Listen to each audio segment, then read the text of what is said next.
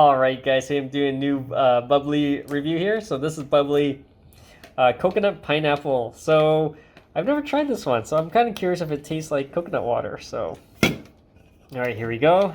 There's the nutrient panel and ingredients are on the side there, I believe. Alright, let's open this up and do a taste test. So it has a nice gold little thing here. Alright. I've tried pretty much all the Bubly flavors, almost. So,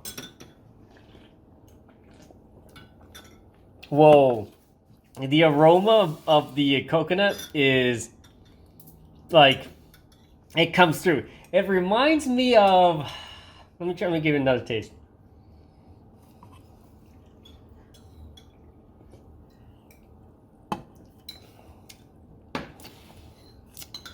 Yeah, it's more like a pina colada sort of aroma. It's actually kind of cool. So definitely check it out, guys.